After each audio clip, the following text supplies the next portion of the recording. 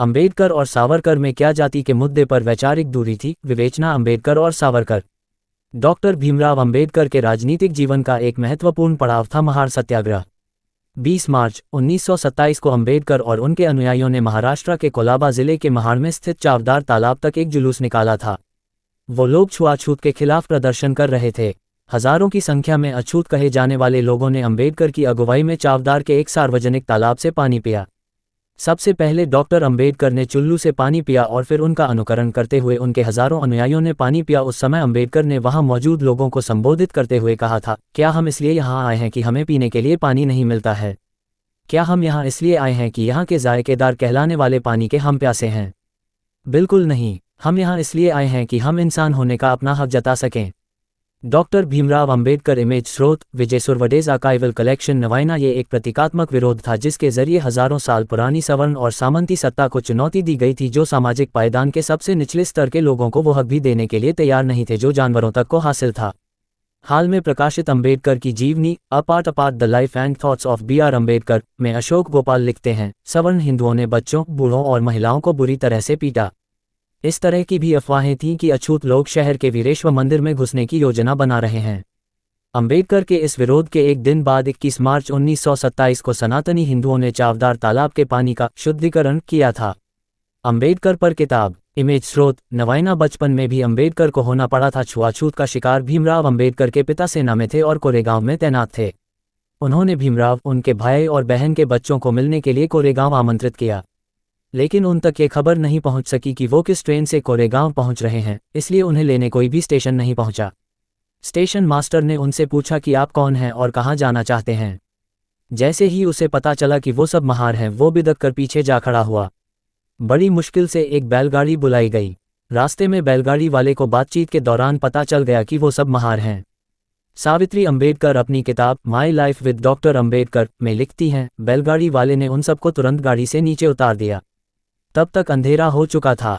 जब बच्चों ने उसे 2 गुना किराया देने का लालच दिया तब जाकर वो गाड़ी चलाने के लिए तैयार हुआ। उसकी शर्त थी कि बच्चे गाड़ी चलाएंगे और वो उनके पीछे पैदल चलेगा। गर्मी का मौसम था, सारे बच्चे बुरी तरह से प्यासे थे, लेकिन रास्ते में किसी ने उन्हें पानी तक नहीं दिया। वो सब अगले दिन अर्धमृत अवस्था में अपने पिता के घर पहुंचे। My life with doctor Ambedkar image स्रोत रूपा image caption. Doctor Bhimrao Ambedkar और उनकी पत्नी सविता अंबेडकर किराए का घर देने के लिए कोई तैयार नहीं। बाबा साहब अंबेडकर के साथ एक और घटना बड़ौदा में घटी जिसने उन्हें हिलाकर रख दिया। विदेश में शिक्षा प्राप्त करने के बाद उन्हें जनवरी 1913 में बड़ौदा सचिवालय में नौकरी मिल गई। उन्हें कहीं छूना न पड़ जाए इसलिए चपरासी दूर से उन्हें फेंक कर फाइल देते थे। उन्हें कोई भी शख्स अपना घर किराए पर देने के लिए तैयार नहीं था। सविता अंबेडकर लिखती हैं, बाबा साहब पारसी नाम रखकर ₹1.5 रोज के किराए पर एक पारसी होटल में रहने लगे। 11वें दिन 10-12 गुंडे लाठी लेकर पहली मंजिल पर उनके कमरे के बाहर आकर खड़े हो गए। उन्होंने उन्हें होटल को दूषित करने के लिए अपशब्द कहना शुरू कर दिया। उन्होंने होटल छोड़कर अपने एक ईसाई मित्र के यहाँ शरण ली, लेकिन वहाँ भी जैसे ही उनकी जाति के बारे में लोगों को पता चला, उन्हें वो घर भी छोड़ना पड़ा और रातों रात बड़ौदा की नौकरी छोड़कर बंबई आना पड़ा। भीमराव अंबेडकर इमेज स्रोत विजय सुरवडेज आर्काइवल कलेक्शन नवाइना। विनायक दामोदर सावरकर ने किया महार आंदोलन का समर्थन। इस तरह की अनेक घटनाओं ने जाति के प्रति बाबा साहब की सोच को बदलकर रख दिया। विनायक दामोदर सावरकर ने अंबेडकर के महार सत्याग्रह को बिना शर्त समर्थन दिया था। धनंजय कीर सावरकर की जीवनी सावरकर एंड हिज टाइम्स में लिखते हैं, उस समय उन्होंने कहा था कि छुआछूत की न सिर्फ निंदा की जानी चाहिए बल्कि अब उसे धर्म के आदेश के तौर पर जड़ से समाप्त करने का समय आ पहुंचा है। ये नीति या औचित्य का सवाल नहीं है, बल्कि न्याय और मानवता की सेवा के मुद्दे भी इससे जुड़े हुए हैं। सावरकर ने घोषणा की कि हर हिंदू का ये पवित्र कर्तव्य है कि वो अपना धर्म मानने वाले लोगों के मानवाधिकारों की रक्षा करे। अपने आप को किसी पशु के मूत्र से पवित्र करना, मानव मात्र के स्पर्श भर से अपवित्र हो जाने की अवधारणा से कहीं अधिक हास्यास्पद और निंदनीय कुछ नहीं है।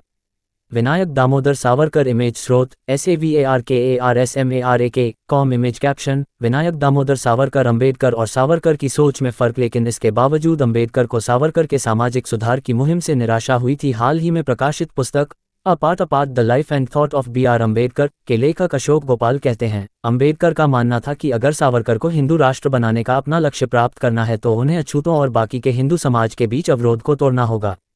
सावरकर ने जनवरी 1924 में जेल से रिहा होने के बाद इस दिशा में कुछ काम जरूर किया, क्योंकि रत्नागिरी जिले में उनको गैर राजनीतिक काम करने की ही छूट दी गई थी। उन्होंने अछूतों को मंदिर में घुसवाने और सभी जातियों के लोगों के एक साथ खाना खाने का अभियान भी शुरू किया।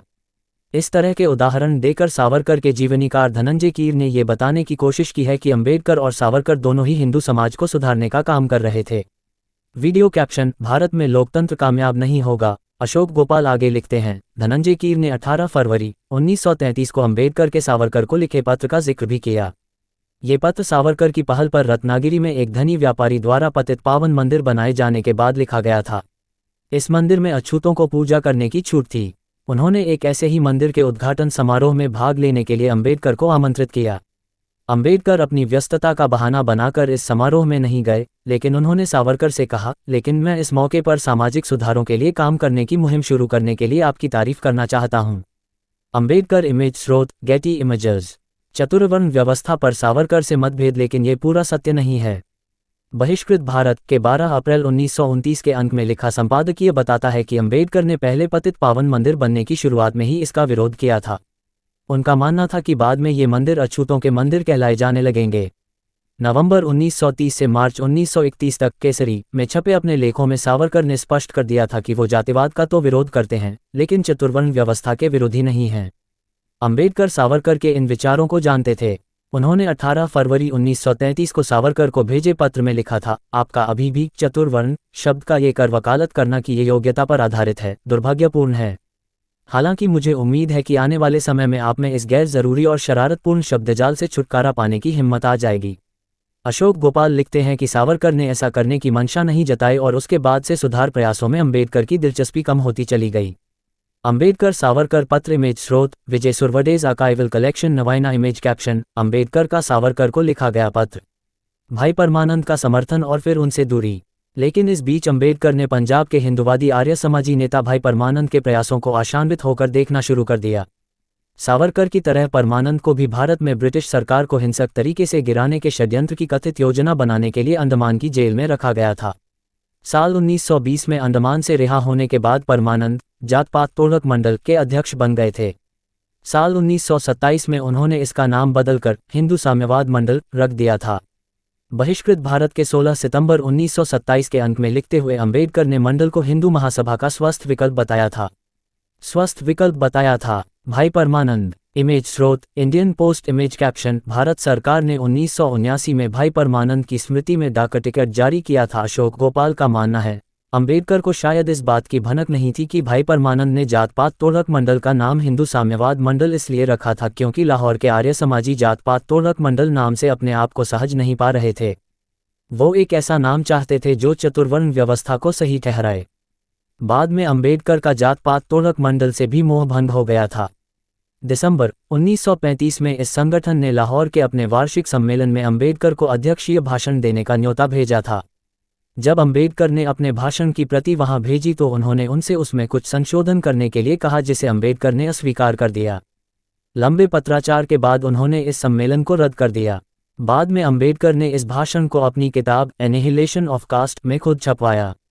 एनिहिलेशन ऑफ कास्ट इमेज स्रोत: रूपा पब्लिकेशंस इंडिया। जाति विहीन व्यवस्था स्वराज से अधिक जरूरी।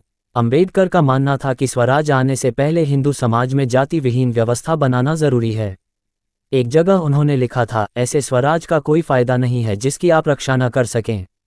मेरे विचार में हिंदू समाज जब जाति विहीन हो जाएगा तभी उसमें अपने आप की रक्षा करने की ताकत आएगी। उस समय हिंदू महासभा जैसे संगठन भी हिंदू समाज को ताकतवर बनाने की बात कर रहे थे। हिंदुओं की संख्या बढ़ाने और मुसलमानों की तादाद कम करने का उनका फॉर्मूला था उन लोगों का शुद्धिकरण जिनके पूर्वजों ने किन्हीं कारणों से इस्लाम धर्म अपना लिया था। अंबेडकर ने तेलुगु समाचार के एक अंक में लिखा था, अगर हिंदू समाज बचे रहना चाहता है तो उसे अपनी संख्या बढ़ाने के बजाय अपनी एकजुटता बढ़ाने पर जोर देना चाहिए। इसका सीधा मतलब है जाति का उन्मूलन। अगर हिंदू समाज को जाति का उन्मूलन कर संगठित कर दिया जाए तो शुद्धि की कोई जरूरत नहीं पड़ेगी। अंबेडकर इमेज स्रोत: गेटी इमेजेस। अंबेडकर और सावरकर के हिंदुत्व में फर्क। बाबा साहब अंबेडकर ने बहुत पहले ही कह दिया था, हम समाज में बराबरी का अधिकार चाहते हैं और हम जहां तक संभव है हिंदू समाज में ही रहकर ये अधिकार लेना चाहते हैं। अगर जरूरी हुआ तो हम हिंदुत्व से पिंड छुड़ाने में नहीं हिचकेंगे। अगर हम हिंदुत्व को छोड़ते हैं तो मंदिर जाने में हमारी कोई दिलचस्पी नहीं रहेगी। हिंदू धर्म से जुड़े मुद्दों पर अंबेडकर और सावरकर की राय अलग अलग थी। जब अंबेडकर ने ये कहा था कि हिंदू धर्म छोड़ने में उन्हें कोई हिचकिचाहट नहीं होगी, उन्होंने ये साफ नहीं किया था कि वो बौद्ध धर्म अपनाने के बारे में सोच रहे हैं। इस विषय में सावरकर ने निर्भीक के 3 नवंबर 1935 के अंक में एक विस्तृत लेख लिखा था। सावरकर ने अंबेडकर के हिंदू धर्म छोड़ने की इच्छा पर सवाल उठाते हुए लिखा था कि हिंदू धर्म में भी हर संगठित धर्म की तरह तर्कहीनता के कुछ तत्व हैं, लेकिन दूसरे धर्मों में भी इस तरह की तर्कहीनता पाई जाती है। विनायक दामोदर सावरकर, इमेज स्रोत SAVARKARSMARAK.com। उन्होंने अंबेडकर से अपील की थी कि वो अपने बौद्धिक ज्ञान और प्रभाव का इस्तेमाल कर हिंदू धर्म में रहते हुए इसमें सुधार की कोशिश करें। अगर छुआछूत से आपको दिक्कत है तो आप 10 साल तक धैर्य रखें। इस दौरान ये समस्या जड़ से दूर हो जाएगी। अंबेडकर ने इसका जवाब ये कहकर दिया था कि हिंदू समाज में छुआछूत 100 सालों के बाद भी रहेगा।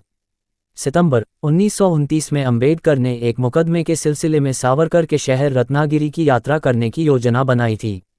सावरकर ने उन्हें शहर के नागरिकों की ओर से विठल मंदिर में भाषण देने का न्योता दिया। अंबेडकर इसके लिए सहमत भी हो गए, लेकिन इन मौके पर उन्हें एक तार मिला जिसकी वजह से उनका बम्बई जाना जरूरी हो गया। उन्हें रत्नागिरी की अपनी यात्रा रद्द कर देनी पड़ी और इस तरह शहर को अंबेडकर और सावरकर के एक मंच पर बैठा देखने के मौके से हाथ धोना पड़ा। डॉक्टर भीमराव अंबेडकर, इमेज स्रोत विजय सुरवडेज आर्काइवल कलेक्शन। नवाइना हिंदू धर्म छोड़ने का ऐलान। अंबेडकर ने अपने एक भाषण में स्पष्ट कर दिया था कि उनका हिंदू धर्म में बने रहने का कोई इरादा नहीं है। उन्होंने कहा था, मेरा ये दुर्भाग्य रहा है कि मैं अछूत हिंदू के कलंक के साथ पैदा हुआ था जो कि मेरे हाथ में नहीं था, लेकिन फिर भी मैं इस अपमानजनक स्थिति को बदलकर अपनी दशा सुधार सकता हूँ। मुझे इसमें रत्ती भर भी संदेह नहीं कि मैं ऐसा कर पाऊंगा। मुझे ये साफ करने दीजिए कि मैं एक ऐसे शख्स के तौर पर नहीं मरूंगा जो अपने आप को हिंदू कहता हो। अंबेडकर के इस वक्तव्य पर पहली टिप्पणी महात्मा गांधी की तरफ से आई थी, जिन्होंने समाचार एजेंसी एसोसिएट प्रेस को दिए इंटरव्यू में कहा था, डॉक्टर अंबेडकर का ये कथन विश्वास करने योग्य नहीं है। डॉक्टर भीमराव अंबेडकर, इमेज स्रोत विजय सुरवडेज आर्काइवल कलेक्शन। नवाइना हिंदू महासभा के नेता बालकृष्ण मुंजे और कांग्रेस नेता डॉक्टर राजेंद्र प्रसाद ने कहा कि धर्मांतरण के गंभीर परिणाम हो सकते हैं। सावरकर का कहना था कि अस्पृश्यता 10 सालों के अंदर समाप्त हो जाएगी और 1 लाख अछूतों और 1000 महारों में 10 से अधिक लोग धर्म बदलने में अंबेडकर का अनुसरण नहीं करेंगे। सावरकर की दलील थी कि कोई भी धर्म तर्कवाद पर खरा नहीं उतरता है। अगर अंबेडकर तर्कवाद को ही बढ़ावा देना चाहते हैं तो उन्हें एक तार्किक संस्था खोल लेनी चाहिए। सूचना सिर्फ मान्यताओं और जानकारियों पर आधारित है। यहाँ ये बताना जरूरी है कि यह मेरा वीडियो किसी भी तरह की मान्यता, जानकारी की पुष्टि नहीं करता है। किसी भी जानकारी या मान्यता को अमल में लाने से पहले संबंधित विशेषज्ञ से सलाह लें। धन्यवाद।